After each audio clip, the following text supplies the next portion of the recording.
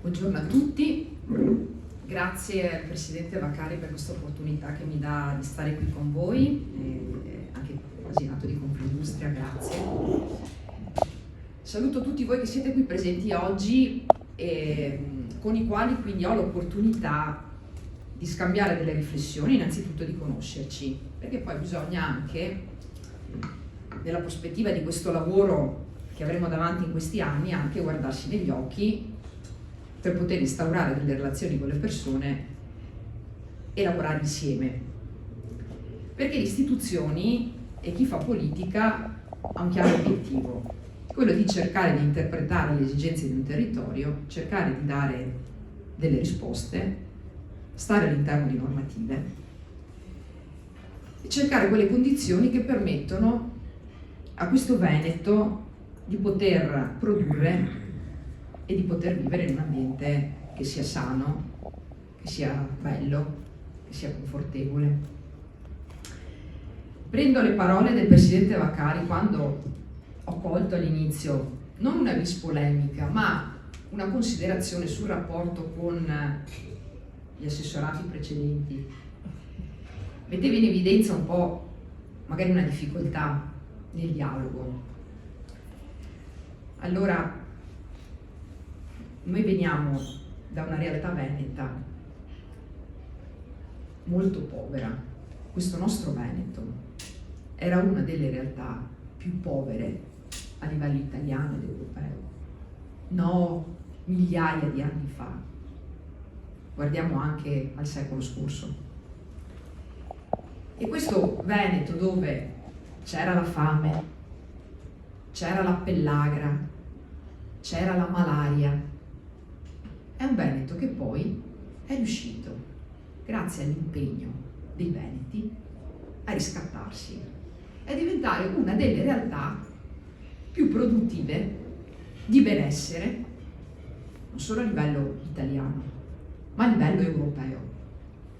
E questo va dato atto al grande lavoro dei veneti, perché i veneti sono dei lavoratori, ma perché è un fatto di DNA, che quindi hanno sempre lavorato tanto, hanno dimostrato quindi che questa regione dal punto di vista produttivo riusciva a fare molto, anni 60, 70, no, si diceva prima, ho molto apprezzato gli interventi precedenti che mi hanno permesso di avere naturalmente quegli spunti che poi mi permetto di riflettere, di avere una visuale da chi è poi è addetto ai lavori. E quindi dottor Mosel, quindi ringrazio per questa opportunità che mi ha dato di capire che esperienze ci sono anche nel Veneto. E appunto diceva, ad un certo punto ci sono queste cave, c'è questa difficoltà, veniamo visti male, all'inizio era così, ma dobbiamo partire dal presupposto che di fatto ci sono stati anni dove gli imprenditori hanno fatto tutto quello che volevano, perché un po' perché mancava la coscienza, un po' perché mancavano le regole, e quindi l'importante era fare. E noi oggi ci troviamo magari anche dei pezzi di Veneto che sono contaminati, dei pezzi di Veneto che da un punto di vista ambientale necessitano di interventi di riqualificazione. E quindi questo che cosa ci induce a fare? Ad avere un approccio diverso, che non è solo dettato dalla situazione contingente veneta, ma è un cambio a livello di mentalità mondiale, se voi pensate anche a livello europeo, che cosa l'Europa ci sta chiedendo? Una diversa impostazione. Adesso si comincia a parlare di ambiente, è cambiata la sensibilità. Oggi si parla di sostenibilità. Ogni cosa che noi facciamo adesso deve diventare sostenibile. Ieri parlavo con il presidente di Federalberghi, parlava di un marchio sostenibile per quanto riguarda l'ospitalità. Parlavo con un esperto di parchi, io ho anche i parchi come delega, e si parlava di gestione dei parchi sostenibile, ma in ambito urbanistico, ma in ambito sociale. Noi oggi parliamo di sostenibilità, quindi è un mantra che adesso non deve essere visto solo come un vincolo, anzi è il valore aggiunto. Tu adesso, se sei sostenibile, puoi anche guadagnare di più, però devi entrare nella mentalità e devi capire che cosa significa sostenibile e come lo puoi produrre praticamente questa sostenibilità. E la Regione del Veneto, da questo punto di vista, noi abbiamo delle competenze in termini imprenditoriali, in termini tecnici, anche nell'ambito della pubblica amministrazione, l'università.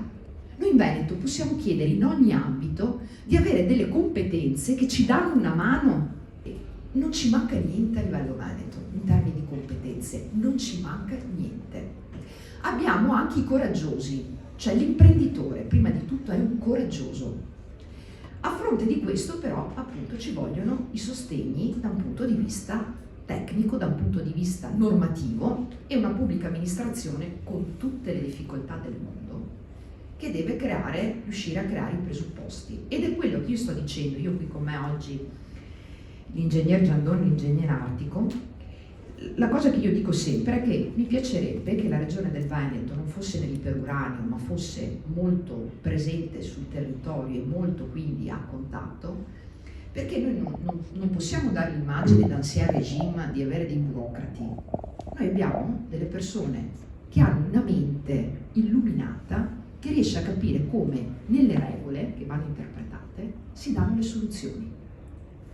Quindi a fronte di questo, come Regione del Veneto abbiamo, e l'ha illustrato l'ingegner Giandon, la nostra strategia regionale di adattamento al cambiamento climatico, che condizionerà tutto, perché condiziona ogni programma e pianificazione che noi facciamo e faremo, e poi avrà quindi dei risvolti pratici a livello territoriale. E col chiaro fine di preservare l'ambiente, proteggere le vite, perché vi ricordo che di fronte al cambiamento climatico, se noi rimaniamo inerti, riduciamo il nostro PIL banalmente. Il rischio alluvionale, per darvi un esempio, incide sulla nostra ricchezza veneta per un 12%. Uno dice, vabbè, è un dato numerico. No, per un imprenditore significa che hai le catene logistiche che si possono interrompere, i magazzini che sono vulnerabili, i macchinari che possono essere a rischio.